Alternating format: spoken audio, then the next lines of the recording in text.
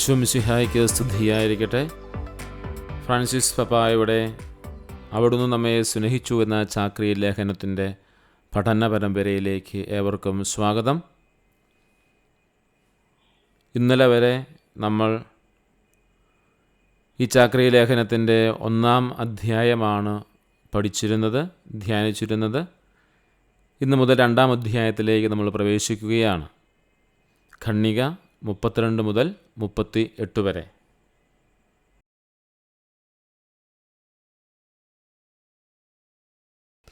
നമുക്കൊരു നിമിഷം പ്രാർത്ഥിച്ച് ആരംഭിക്കാം. ഈശോയുടെ മാധുര്യമുള്ള തുരഹൃദയമേ, ഞങ്ങളുടെ സ്നേഹമായിരിക്കണമേ. ഈ അധ്യായം 2-ലെ പ്രധാന ഘട്ടിങ് സ്നേഹത്തിൻ്റെ വാക്കുകളും പ്രവൃത്തികളും എന്നതാണ്. നമ്മൾ സ്നേഹത്തെക്കുറിച്ചാണ് സംസാരിക്കാൻ പോകുന്നത്, പഠിക്കാൻ പോകുന്നത്. ആരുടെ സ്നേഹമാണെന്ന് നമുക്കറിയാം. ഈശോയുടെ സ്നേഹത്തെക്കുറിച്ച്. ഈശോ നമ്മളെ എത്രമാത്രം സ്നേഹിക്കുന്നുണ്ട് എന്ന് ഈ അധ്യായത്തിലൂടെ, ഈ ക്ലാസ്സുകളിലൂടെ നമുക്ക് പഠിക്കുകയും ധ്യാനിക്കുകയും ചെയ്യാം. 32-ാമത്തെ ഖണ്ഡികയിലേക്ക് നമുക്ക് പ്രവേശിക്കാം. ഈശോയുടെ ഹൃദയമാണ് സ്നേഹത്തിൻ്റെ ഉറവിടം. ഈശോയുടെ സ്നേഹത്തെക്കുറിച്ച് നമ്മൾ പഠിക്കുമ്പോൾ ഈശോയുടെ ഹൃദയമാണ് സുവിശേഷ പ്രസംഗത്തിൻ്റെ കാതലെന്ന് ഈ ഖണ്ഡികയിലൂടെ പരിശുദ്ധ പിതാവ് നമ്മോട് പറയുകയാണ്. ഈശോ എന്ന് പറഞ്ഞാൽ സ്നേഹം തന്നെയാണ്. ആ സ്നേഹമാകുന്ന ഈശോയെക്കുറിച്ചാണ് നമ്മൾ പഠിക്കുന്നത്. ആ ഈശോയുടെ ഹൃദയം സുവിശേഷ പ്രസംഗത്തിൻ്റെ കാതലാണ്. അതായത് ഈശോയുടെ സ്നേഹം തന്നെ സുവിശേഷ പ്രസംഗത്തിൻ്റെ കാതലായി മാറുന്നു. നമുക്ക് സ്നേഹം കിട്ടുന്ന ഏറ്റവും വലിയ ഉറവിടമാണ് ഈശോയുടെ ഹൃദയം. നമ്മളെല്ലാവരും ക്രിസ്ത്യാനികളാണല്ലോ. നമ്മുടെ വിശ്വാസങ്ങളെല്ലാം ശക്തിപ്പെടുന്നതും പുതിയതാക്കുന്നതും ഈ സ്നേഹത്തിൽ നിന്നാണ്. ഈശോയുടെ സ്നേഹമാണ് നമ്മുടെ വിശ്വാസത്തിൻ്റെ തുടക്കം. ഈശോയുടെ സ്നേഹത്തെക്കുറിച്ച് ആദ്യത്തെ അധ്യായത്തിൽ നാം കാണുന്നുണ്ട്. അവിടുന്നാണ് നമ്മെ ആദ്യം സ്നേഹിച്ചത്. ഈശോയാണ് അവിടുന്ന് നമ്മെ ആദ്യം സ്നേഹിച്ചത് എന്ന് പറയുന്ന ഈശോയുടെ വലിയ സ്നേഹത്തെക്കുറിച്ച് നമ്മൾ 1-ാം അധ്യായത്തിൽ കണ്ടത് ഇവിടെ ഒന്ന് നമ്മൾ ചേർത്ത് ധ്യാനിക്കണം, പഠിക്കണം. അതുകൊണ്ടാണ് പറയുന്നത് ഈശോയുടെ ഹൃദയമാണ് എല്ലാത്തിൻ്റെയും കാതൽ, പ്രത്യേകിച്ച് സുവിശേഷ പ്രസംഗത്തിൻ്റെ കാതലും. അതുകൊണ്ട് ക്രിസ്ത്യാനി എന്നുള്ള നിലയിൽ ഈശോയുടെ സ്നേഹമായിരിക്കണം നമ്മുടെ വിശ്വാസത്തിൻ്റെ ആരംഭം എന്നുള്ളതാണ് ഈ ഖണ്ഡികയിലൂടെ പരിശുദ്ധ പിതാവ് നമ്മോട് പറയുന്നത്. 33-ാം ഖണ്ഡികയിലേക്ക് നമുക്ക് പ്രവേശിക്കാം. ഹൃദയത്തെ പ്രതിഫലിപ്പിക്കുന്ന പ്രവൃത്തികൾ. വാക്കുകളിലല്ല, പ്രവൃത്തികളിലാണ് ഈശോയുടെ സ്നേഹം എന്ന് ഈ ഖണ്ഡിക നമ്മോട് പറയുന്നു. ഈശോ നമ്മെ എത്രമാത്രം സ്നേഹിക്കുന്നു എന്നത് വാക്കുകൾ കൊണ്ടല്ല കാണിച്ചത്, പകരം പ്രവൃത്തികളിലൂടെയാണ്. കാൽവരിയാണ് അതിൻ്റെ ഏറ്റവും വലിയ ഉദാഹരണം. ചിലപ്പോൾ ഈശോ നമ്മെ എങ്ങനെയാണ് കരുതുന്നത് എന്ന് നമുക്ക് മനസ്സിലാക്കാൻ ബുദ്ധിമുട്ടായി തോന്നാം. ചിലർക്ക് നമ്മൾ പറയുന്നുണ്ടല്ലോ, ഈശോ എന്നെ സ്നേഹിക്കുന്നുവെങ്കിൽ എനിക്കിങ്ങനെ സംഭവിക്കുമായിരുന്നില്ല, അല്ലെങ്കിൽ ഈശോ എൻ്റെ കൂടെ ഉണ്ടായിരുന്നെങ്കിൽ, ഈശോ എന്നെ കാണുന്നുണ്ടായിരുന്നെങ്കിൽ എനിക്കത് സംഭവിക്കുമായിരുന്നില്ല എന്നൊക്കെ പറയുന്നുണ്ട്. അതായത് ഈശോ നമ്മൾ എങ്ങനെയാണ് കരുതുന്നത് എന്ന് മനസ്സിലാക്കാൻ ബുദ്ധിമുട്ടുള്ളതായിട്ടാണ് നമ്മളത് മനസ്സിലാക്കേണ്ടത് അങ്ങനെ പറയുമ്പോൾ. പക്ഷേ ഈശോ ചെയ്ത കാര്യങ്ങൾ ശ്രദ്ധിച്ചാൽ ഈശോയ്ക്ക് നമ്മോടുള്ള സ്നേഹം എത്രമാത്രമുണ്ട് എന്ന് കാണാനായിട്ട് കഴിയും. ദൈവത്തിൻ്റെ വചനം വായിക്കുമ്പോൾ ഈ സത്യം നമുക്ക് മനസ്സിലാകും. അതുകൊണ്ട് ദൈവവചനത്തിലേക്ക് നമ്മൾക്ക് തിരിയാൻ സാധിക്കണം. ദൈവത്തിൻ്റെ വചനം വായിക്കണം, അനുദിനം വായിക്കണം എന്ന് ആത്മീയ പിതാക്കന്മാർ പറയുന്നതിൻ്റെ കാര്യം ഇതാണ്. ഓരോ ക്രൈസ്തവനും ഈശോയുടെ വചനം എല്ലാ ദിവസവും വായിക്കണമെന്ന് പറയുന്നതിൻ്റെ കാരണം ഈശോ നമുക്ക് വേണ്ടി ചെയ്ത കാര്യങ്ങൾ മുഴുവൻ എഴുതപ്പെട്ടിരിക്കുന്നത് വിശുദ്ധ ഗ്രന്ഥത്തിലാണ്. ഈശോ നമ്മൾ പറയുന്നതിനേക്കാൾ അപ്പുറം ചെയ്ത കാര്യങ്ങൾ ധാരാളമുണ്ട്. അതുകൊണ്ട് ഈ തുടർന്ന് വരുന്ന ഖണ്ഡികകളിലൂടെ ഈശോയുടെ വചനത്തെക്കുറിച്ച് ദൈവവചനത്തെക്കുറിച്ച് നമുക്ക് കൂടുതൽ ധ്യാനിക്കാം. 34 ഖണ്ഡികയിലേക്ക് നമുക്ക് പ്രവേശിക്കാം. ഈ ഖണ്ഡികയിൽ പ്രധാനമായും 3 വചനഭാഗങ്ങളാണ് ധ്യാനിക്കുക. യോഹന്നാൻ 1:11, യോഹന്നാൻ 15:15, അതുപോലെ ഫിലിപ്പിയർ 2:7. ഈ 3 വചനങ്ങളുടെ അടിസ്ഥാനത്തിലാണ് ഈശോ നമ്മെ എങ്ങനെ സ്നേഹിക്കുന്നു എന്ന് കൃത്യമായിട്ട് കാണിച്ചു തരുന്നത്. ആദ്യമായിട്ട് യോഹന്നാൻ 1:11, ഈശോ തൻ്റെ സ്വന്തം ആളുകളുടെ അടുത്തേക്ക്, സ്വന്തം ജനത്തിൻ്റെ അടുത്തേക്ക് വന്നു എന്ന് പറയുന്നതാണ് യോഹന്നാൻ 1:11. ആ വാക്കുകൾ നമ്മെക്കുറിച്ചാണ്. ഈശോ നമ്മോട് പെരുമാറുന്നത് അപരിചിതനെ പോലെയല്ല, നമ്മെ വിലയേറിയ നിധിയായി, സ്വന്തമായി, അടിമകളെ പോലെയല്ല, മറിച്ച് ഏറ്റവും അടുത്ത കൂട്ടുകാരനെ പോലെ അവിടുന്ന് നമ്മെ കരുതുന്നു എന്നുള്ളതാണ്. യോഹന്നാൻ 15:15 നമ്മൾ കടന്നു വരുന്നത്. അവൻ നമ്മെ സ്വന്തമായി കരുതുന്നു, കാരണം ഇനി ഞാൻ നിങ്ങളെ ദാസന്മാർ എന്ന് വിളിക്കുകയില്ല, പ്രത്യേക സ്നേഹിതരുടെ തലത്തിലേക്ക് നിങ്ങളെ ഉയർത്തിയിരിക്കുന്നു. നിങ്ങളിതിന് മുതൽ എൻ്റെ സ്നേഹിതന്മാരാണ്. യോഹന്നാൻ 15:15. നിങ്ങൾ ഇനി മുതൽ ദാസന്മാരല്ല, എൻ്റെ സ്നേഹിതന്മാരാണ്. ഈശോ നമ്മെ തേടി വരികയാണ് ചെയ്തത്. നമ്മുടെ ജീവിതത്തിലെ എല്ലാ ചെറിയ കാര്യങ്ങളിലും ഈശോ നമ്മോട് ചേർന്ന് നിൽക്കുന്നു. അതിന് മറ്റൊരു പേരാണല്ലോ ഇമ്മാനുവേൽ. അതിൻ്റെ അർത്ഥം ദൈവം നമ്മോട് കൂടെ. അവനെപ്പോഴും നമ്മുടെ കൂടെയുണ്ട്. വചനത്തിൻ്റെ രീതിയിലും ദിവ്യകാരുണ്യത്തിലൂടെയും വിശുദ്ധ കുർബാനയിലൂടെയും തൻ്റെ വചനത്തിലൂടെയും ഒക്കെ ഈശോ സദാ നമ്മുടെ ഉള്ളിൽ, നമ്മുടെ അടുത്ത് സന്നിഹിതനാണ്. ഇമ്മാനുവേലാണ്, കൂടെ വസിക്കുകയാണ്, സ്വർഗം വിട്ട് ഈ ഭൂമിയിൽ ഇറങ്ങിയവനാണ്. അതാണ് അടുത്തതായി നമ്മൾ കാണുന്നത്. ഫിലിപ്പി 2:7, തന്നെ തന്നെ ശൂന്യനാക്കി ദാസൻ്റെ രൂപം സ്വീകരിച്ചു മനുഷ്യനായി. ആ വചനം നമ്മൾ കൂടുതൽ ധ്യാനിക്കേണ്ടതാണ്. തന്നെ തന്നെ ശൂന്യനാക്കി ദൈവഭാവത്തെ, ദൈവിക ഭാവത്തെ, ആ ദൈവ സ്വഭാവത്തെ മാറ്റിവെച്ചുകൊണ്ട്, അല്ലെങ്കിൽ ആ ഒരു കാര്യത്തിൽ തന്നെ നിൽക്കാതെ മനുഷ്യകുലത്തെ രക്ഷിക്കാൻ വേണ്ടി ഒരു ദാസൻ്റെ രൂപം സ്വീകരിച്ച്. നമുക്കറിയാം ഈശോയുടെ പരസ്യജീവിത സമയത്ത് ദാസന്മാർ ചെയ്യുന്ന പ്രവൃത്തികൾ, അതായത് അപ്പോൾ ശിഷ്യന്മാരുടെ പാദങ്ങൾ കഴുകുക, അങ്ങനെയുള്ള ഓരോ കാര്യങ്ങളും ദാസൻ്റെ രൂപം സ്വീകരിച്ചവനും മനുഷ്യനായി തീർന്നു എന്ന് പറയുന്നുണ്ട്. നമ്മളെല്ലാവരെയും ഒരു മനുഷ്യനായ നമ്മെല്ലാവരെയും സ്നേഹിക്കാൻ വേണ്ടി ഈശോ ചെയ്ത പ്രവൃത്തികളുടെ 3 വചനങ്ങളാണ് പ്രധാനമായിട്ടും ഈ ഖണ്ഡികയിൽ കാണുന്നത്. ഒന്നും കൂടെ ആവർത്തിച്ച് പറയുന്നു. യോഹന്നാൻ 1:11, യോഹന്നാൻ 15:15, അതുപോലെ തന്നെ ഫിലിപ്പി 2:7. തൻ്റെ സ്വന്തം ആളുകളുടെ അടുത്തേക്ക് വന്നു. ഇനിമേ നിങ്ങൾ ദാസന്മാരല്ല, സ്നേഹിതന്മാരാണ്. തന്നെ തന്നെ ശൂന്യനാക്കി ദാസൻ്റെ രൂപം സ്വീകരിച്ച് മനുഷ്യനായി പിറന്നു. ഈ വചനങ്ങൾ നമ്മുടെ മനസ്സിൽ ഉണ്ടായിരിക്കട്ടെ. 35 ഖണ്ഡികയിലേക്ക് നമ്മൾ പ്രവേശിക്കുകയാണ്. അവിടെ ഈശോ നമ്മെ തേടി വരുന്ന, അല്ലെങ്കിൽ ആളുകളെ തേടിപ്പോകുന്ന ഈശോയെയും അവരുമായി സംസാരിക്കുന്ന ഈശോയെയുമാണ് നമ്മൾ കാണുക. അതും വചനഭാഗത്തിൻ്റെ വെളിച്ചത്തിലാണ് പരിശുദ്ധ പിതാവ് ആ വലിയ രഹസ്യത്തെ, ആ വലിയൊരു സത്യത്തെ നമ്മുടെ മുമ്പിൽ വിവരിക്കുന്നത്.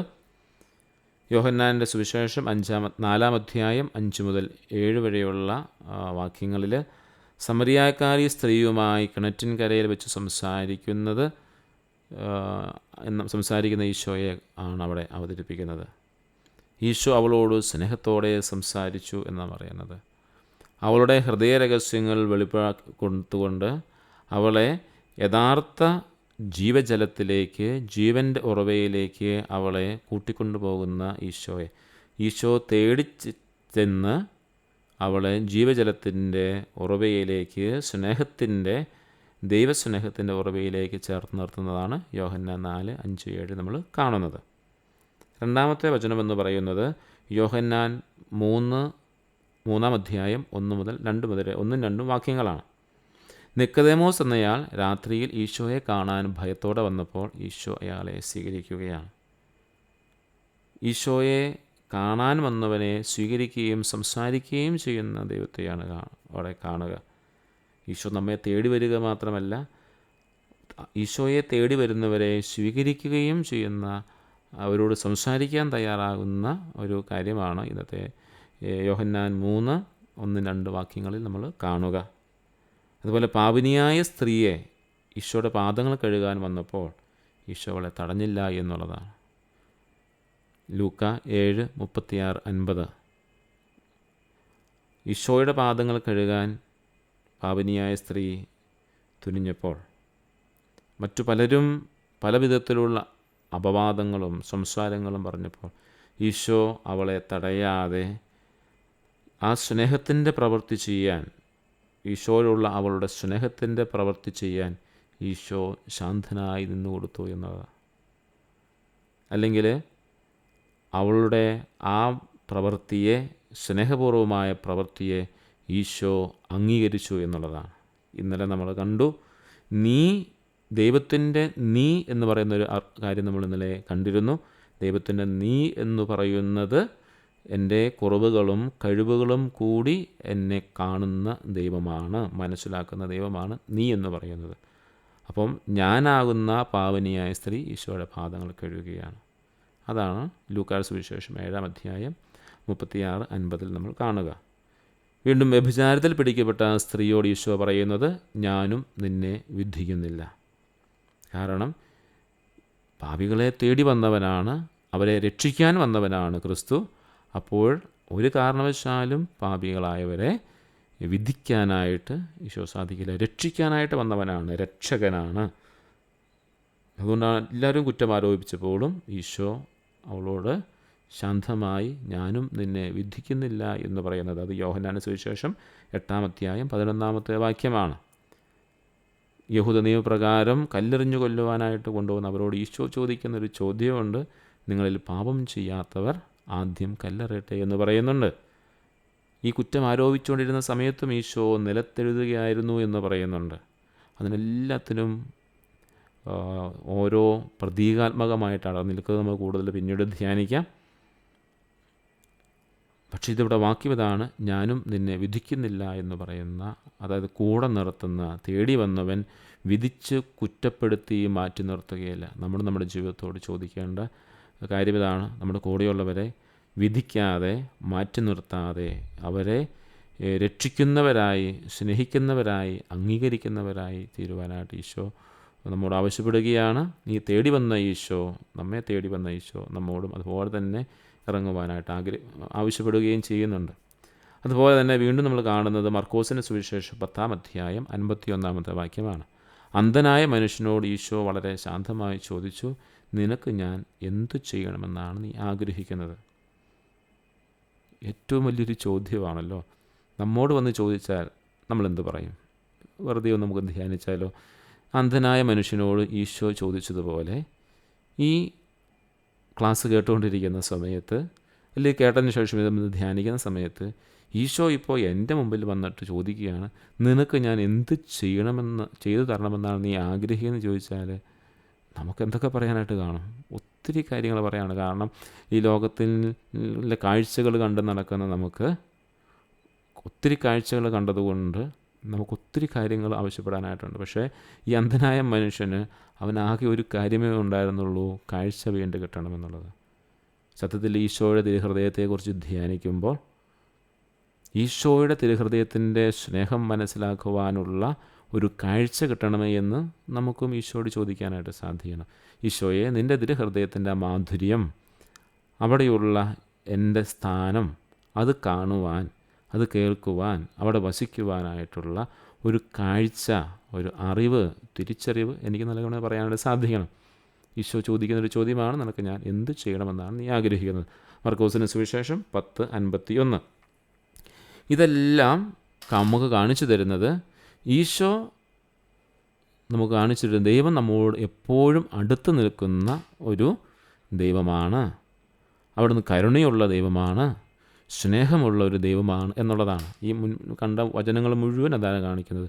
തേടി വരുന്ന ഈശോ നമ്മുടെ എപ്പോഴും നമ്മുടെ കൂടെയുണ്ട്, കരുണയുള്ള ഈശോയാണ്, സ്നേഹമുള്ള ദൈവമാണ്. ആ വലിയൊരു സത്യം മനസ്സിലാക്കിക്കൊണ്ട് നമ്മളെ തേടി വരുന്ന ഈശോയുടെ സ്നേഹത്തെ തിരിച്ചറിയുവാനായിട്ടുള്ള കൃപയ്ക്ക് വേണ്ടി ഈ ഖണ്ഡിക പഠിക്കുന്ന സമയത്ത് നമുക്ക് പ്രാർത്ഥിക്കുക കൂടി ചെയ്യാം.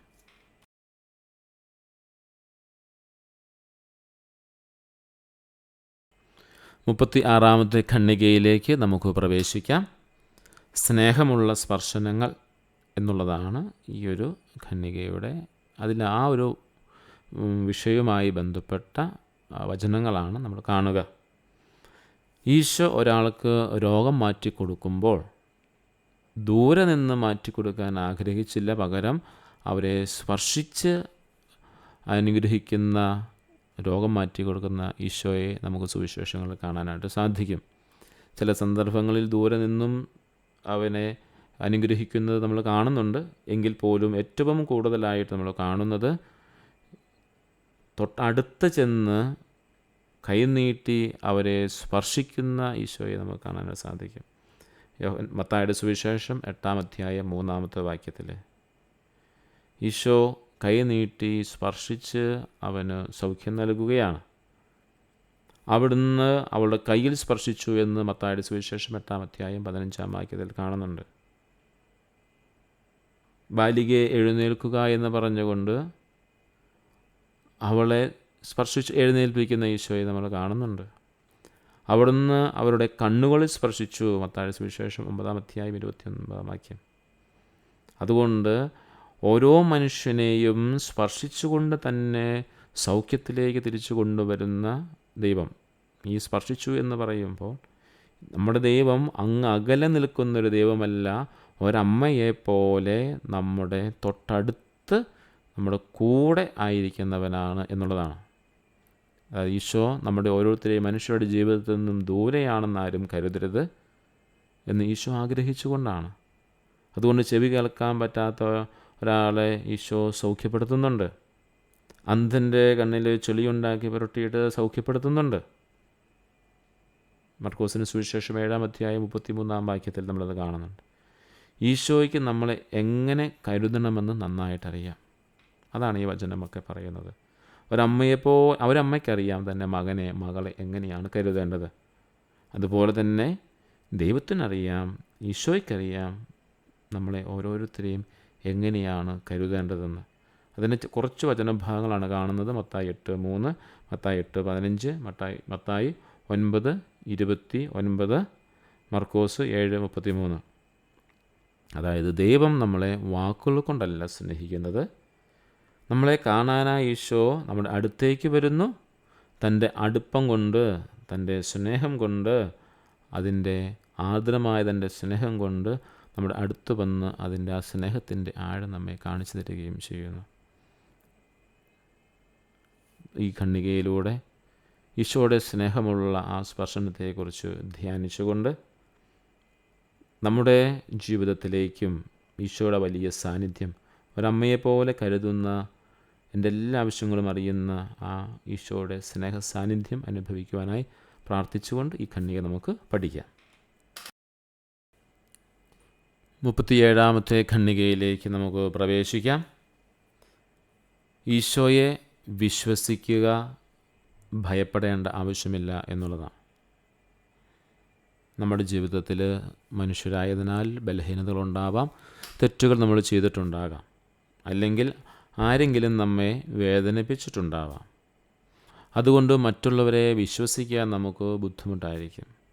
ഇങ്ങനെ ഒരു സാഹചര്യത്തിൽ നാം എന്ത് ചെയ്യണമെന്ന് ചാക്രിക ലേഖനത്തിൽ പരിശുദ്ധ പിതാവ് വചനത്തിൻ്റെ വെളിച്ചത്തിൽ നമ്മെ പഠിപ്പിക്കുകയാണ്. പ്രത്യേകിച്ച് ഈ ആധുനിക കാലഘട്ടത്തിൽ എല്ലാ മനുഷ്യരും മനസ്സിലാക്കിയിരിക്കേണ്ട ആ ഈശോയുടെ സ്നേഹത്തെയും ഈശോയുടെ വിശ്വാസത്തെയും ഈശോയിൽ ആശ്രയിക്കേണ്ടതിനെയും കുറിച്ച് തന്നെയാണ് പരിശുദ്ധ പിതാവ് ഈ ഖണ്ഡികയിൽ പറഞ്ഞു വയ്ക്കുന്നത്. മകനെ ധൈര്യമായിരിക്കുക എന്ന് മത്തായി 9:2 പറയുന്നുണ്ട്. മകളെ ധൈര്യമായിരിക്കുക എന്ന് മത്തായിയുടെ സുവിശേഷം 9-ാം അധ്യായം 22-ാമത്തെ വാക്യത്തിൽ നാം കാണുന്നു.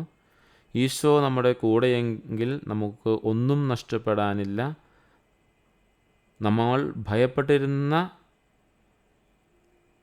അതായത് കാറ്റും കോളും വന്ന് ഭയപ്പെട്ടിരുന്ന സമയത്ത് പത്രോസിനോട് ഈശോ പറയുന്നുണ്ട്, അല്പവിശ്വാസി, നീ സംശയിച്ചതെന്ത്? അതായത് പത്രോസ് ഈശോയോട് പറയുകയാണ്, ഞാനുമെന്ന് അങ്ങോട്ട് നടന്നു വരട്ടെ. ഈശോ കടലിന് മീതെ നടന്നു വരുമ്പോൾ കടന്നു വരുന്നു. ഒരു കാറ്റും കോളും ഉണ്ടായപ്പോൾ പെട്ടെന്ന് ചഞ്ചലചിത്തനാവുകയാണ്. അപ്പോൾ ഈശോ പത്രോസിനോട് പറയുന്ന അല്ലെ വിളിക്കുന്ന പേരാണ് അല്പവിശ്വാസി നീ സംശയിച്ചതിൻ്റെ മത്തായി 14:31. ഇത് തന്നെയാണ് ഈശോ നമ്മളും പറയുന്നത്. നമ്മുടെ ജീവിതത്തിൽ പല വിധത്തിലുള്ള കാറ്റുകളും കോളുകളും ഉണ്ടാവാം. ഒന്നെങ്കിൽ അത് നമ്മുടെ ബലഹീനത കൊണ്ടോ നമ്മുടെ തെറ്റുകൾ കൊണ്ടാകാം, അല്ലെങ്കിൽ മറ്റാരെങ്കിലുമൊക്കെ നമ്മളെ വേദനിപ്പിച്ചതുകൊണ്ടാവാം. അപ്പം അതുകൊണ്ട് പലരെയും നമുക്ക് വിശ്വസിക്കാൻ സാധിക്കാതെ വരുന്നു. അവിടെ പറയുന്നു, മകനെ ധൈര്യമായിരിക്കുക, മകളെ ധൈര്യമായിരിക്കുക, ഞാൻ നിൻ്റെ കൂടെയുണ്ട്, നീ എന്തിനാ സംശയിക്കുന്നത്? നിങ്ങൾ ഭയപ്പെടരുത് എന്ന് തന്നെയാണ് ഈശോ പറയുന്നത്. ഈശോ നമ്മുടെ അടുത്ത് വന്ന് ഇരിക്കാനായിട്ട് നമ്മൾ ആഗ്രഹിക്കുക, അനുവദിക്കുക. നമ്മൾ വിശ്വസിക്കാത്ത ഒരുപാട് ആളുകൾ നമുക്ക് ചുറ്റുവട്ടമുണ്ട്. പക്ഷേ ഈശോയിൽ നാം വിശ്വസിക്കണം. തൊട്ടടുത്തുള്ള ആളെ വിശ്വസിക്കണമെന്ന് വാശിയൊന്നും ഞാൻ പറയുന്നില്ല. പക്ഷേ ഈശോയിൽ നമ്മൾ വിശ്വസിക്കണം എന്നാണ് ഈ ലേഖനത്തിലൂടെ പരിശുദ്ധ പിതാവ് നമ്മോട് പറയുന്നത്. നിങ്ങളുടെ തെറ്റുകൾ കാരണം വിഷമിക്കുകയും സംശയിക്കുകയും ചെയ്യരുത്.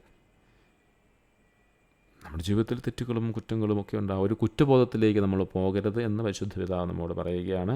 നിങ്ങളുടെ തെറ്റുകൾ കാരണം വിഷമിക്കുകയും സംശയിക്കുകയും ചെയ്യരുത്. കാരണം മത്തായിയുടെ സുവിശേഷം 9-10 വാക്യം ഉച്ചരിച്ചുകൊണ്ടാണ് പരിശുദ്ധ പിതാവ് പറയുന്നത്, ഒരുപാട് പാപികൾ ഈശോയുടെ അടുത്ത് വന്ന് ഭക്ഷണം കഴിച്ചു. അവരെ ഓർത്ത് ഈശോയ്ക്കൊന്നും നാണക്കേട് തോന്നിയില്ല. ഈശോ പാപികളെ തേടിയാണല്ലോ വന്നത്, അനുദപിക്കുന്ന പാപികളെ തേടിയാണ്. അതും കൂടെ നമ്മൾ പ്രത്യേകം ശ്രദ്ധിക്കണം. അതുകൊണ്ട് പാപത്തിൽ വസിക്കുക എന്നുള്ളതല്ല, അനുദപിക്കുന്ന പാപികളെ തേടിയാണ് വന്നത്. എങ്കിൽ പോലും ആ ഒരു അനുതാപത്തിൻ്റെ ഒരു കാര്യം കൂടി ഈശോയുടെ സാന്നിധ്യം കൂടെ നമുക്ക് ലഭിക്കും. അപ്പം അതുകൊണ്ട് പാപിയാണെന്നതുകൊണ്ട് കുറ്റബോധത്തിലേക്കല്ല പോകേണ്ടത്, ഈശോയെ വിശ്വസിച്ചുകൊണ്ട് ഈശോയുടെ കൂടെയായിരിക്കുവാൻ നമ്മൾ ആഗ്രഹിക്കണം. കാരണം അവരുടെ കൂടെ ഇരുന്ന് ഭക്ഷണം കഴിക്കാൻ പോലും, പാപികളുടെ കൂടെ ഇരുന്ന് പോലും ഭക്ഷണം കഴിക്കാൻ പോലും ഈശോയ്ക്ക് മടിയില്ലായിരുന്നു. കാരണം അവരെ രക്ഷിക്കാൻ വന്നതാണല്ലോ, അവർക്ക് വേണ്ടി മുറിയപ്പെടേണ്ടതാണല്ലോ. അപ്പോൾ അവരുടെ കൂടെയായിരിക്കേണ്ടത് അനിവാര്യമാണെന്ന് ഈശോയ്ക്കറിയാം.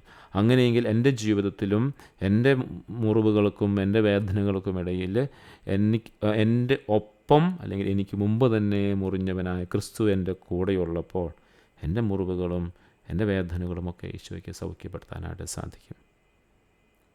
ഈശോയുടെ കൂടെ ഭക്ഷണം കഴിക്കുന്ന ചിലരെ കണ്ടപ്പോൾ ഈശോയെക്കുറിച്ച് പറഞ്ഞതാണ്, അവൻ ഭക്ഷണം ഇഷ്ടപ്പെടുന്നവനും വീഞ്ഞു കുടിക്കുന്നവനും ചുങ്കക്കാരുടെയും പാപികളുടെയും കൂട്ടുകാരുമെന്ന് വിളിച്ച് കുറ്റപ്പെടുത്തുകയാണ്.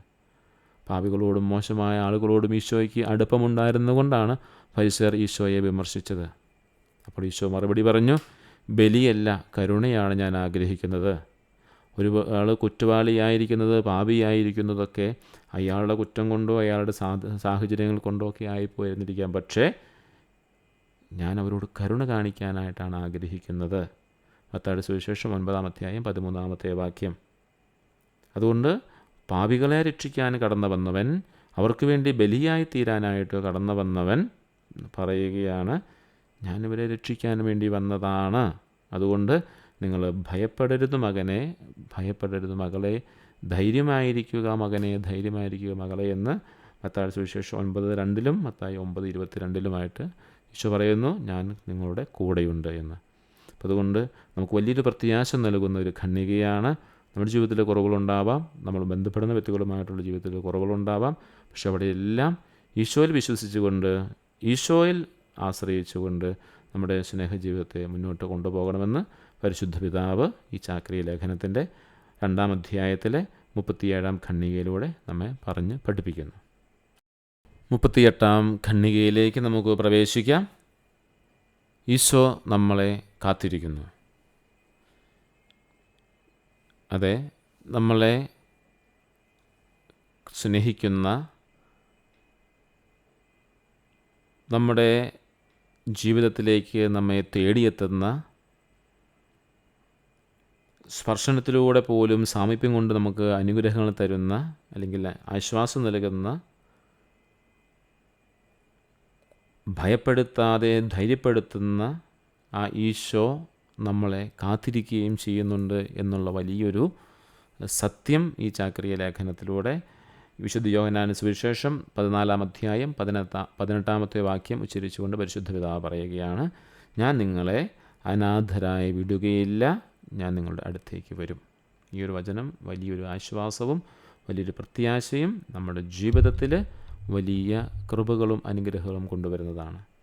നമ്മുടെ ജീവിതത്തിൻ്റെ വെളിച്ചം കൊണ്ടുവരുവാനും നമ്മെ ദൈവികമായ രീതിയിൽ ഉയർത്തുവാനും നമ്മൾ കരുണ നിറയ്ക്കാനും വേണ്ടി മരിക്കുന്നതിന് മുമ്പ് ഈശോ ശിഷ്യന്മാർ കൊടുത്തൊരു വാഗ്ദാനമാണ്, അല്ലെങ്കിൽ കൊടുത്തൊരു വാക്കാണ്, ഞാൻ നിങ്ങളെ അനാഥരായി വിടുകയില്ല. പലപ്പോഴും നമ്മുടെയൊക്കെ ജീവിതത്തിലെ ചില സന്ദർഭങ്ങളിലൊക്കെ നമ്മൾ പറയുന്നതല്ലേ, എനിക്കാരുമില്ല, ഞാൻ ഒറ്റയ്ക്കാണ്, അതായത് ഞാൻ അനാഥനായി പോയി എന്ന് തന്നെയാണ് നമ്മളവിടെ പറഞ്ഞു വയ്ക്കുന്നത്. അപ്പോൾ ഓർക്കുക, യോഹന്നാന്റെ സുവിശേഷം 14-18 ഓർക്കുക, ഈശോ നമ്മളോട് പറഞ്ഞിരിക്കുന്നത്, അതായത് ശിഷ്യന്മാരോട് പറഞ്ഞു പഠിപ്പിച്ച അതേ വാക്ക് തന്നെയാണ് നമ്മളോട് പറഞ്ഞിരിക്കുന്നത്, ഞാൻ നിങ്ങളെ അനാഥരായി വിടുകയില്ല, ഞാൻ നിങ്ങളുടെ അടുത്തേക്ക് വരും. നമ്മുടെ ജീവിതത്തിൽ, അതായത് എന്ത് വിഷമങ്ങളും പ്രതിസന്ധികളും നമ്മുടെ ജീവിതത്തിൽ ഉണ്ടായാലും ശരി, ഈശോയുടെ ഈ വാക്കിൽ നീ ഉറച്ച് വിശ്വസിച്ചാൽ നമ്മുടെ ജീവിതത്തിൽ ഈശോ എപ്പോഴും ഒരു വഴി കണ്ടെത്തിത്തരും. അങ്ങനെ ഈശോ നിങ്ങളെ എപ്പോഴും കണ്ടുമുട്ടാനായിട്ട് ഈശോ എപ്പോഴും നിങ്ങളുടെ കൂടെയുണ്ട്. നമുക്കെപ്പോഴും ഈശോയെ കണ്ടുമുട്ടാനായിട്ട് സാധിക്കുകയും ചെയ്യും.